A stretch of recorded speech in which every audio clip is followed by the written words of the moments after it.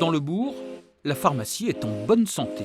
Bonne journée. Au revoir. Ouverte 6 jours sur 7, l'officine délivre des médicaments, vend des cosmétiques, du matériel médical.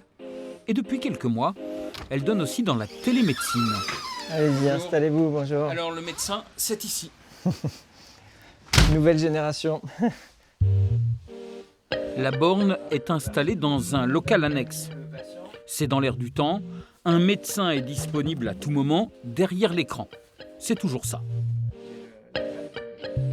Quand on a une infection, plus on va la laisser traîner, on va aller vers des complications plus importantes. Donc là, il faut dépanne. Voilà, donc là, dans ce cadre-là, ça dépanne bien. Le point négatif, c'est que c'est une interface, on n'a plus de contact humain direct avec le médecin. Donc voilà, ça rend service faute de mieux. C'est, à mon sens, c'est un progrès technologique, mais une régression sociale pour tout le monde. Les débuts de la télémédecine sont timides. La machine n'a pas encore conquis tous les cœurs. Parce qu'on n'est pas doués, nous, sur tous ces trucs-là. Mais vous, Non, moi j'ai mon médecin, moi. il est où votre médecin? Point BR.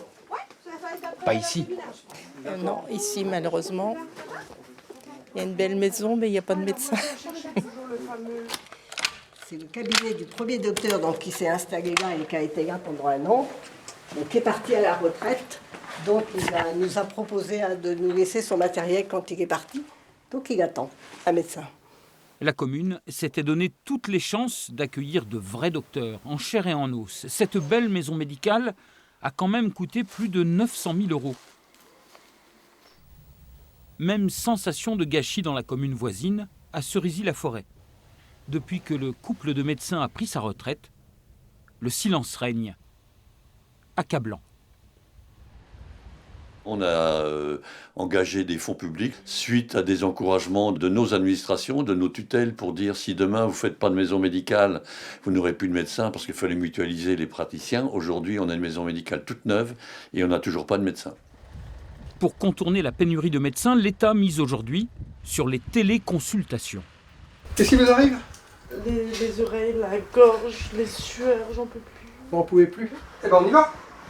Viens avec moi. C'est parti. Voilà, le petit casque sur les oreilles. Le médecin opère à distance depuis une plateforme située dans une grande ville. J'ai énormément de mal dans les oreilles, les ganglions gonflés et des sueurs. Fond de la gorge très rouge avec des petites taches blanches au fond. Ouais, je peux pas l'enfoncer plus, là ça me fait mal. Faut l'enfoncer un peu plus, c'est ça? Dans les grandes villes, ils s'en foutent. Tout ce qui est électronique, c'est tout ce qu'ils voient. Alors le restant, non, moi je préfère voir quelqu'un en face de moi. C'est pas l'avenir, ça, c'est pas l'avenir pour moi. Souvent, quand les gens ont vraiment besoin d'un médecin, vraiment rapidement, ils sont contents de trouver la machine et l'électronique. Quand même. Quand même.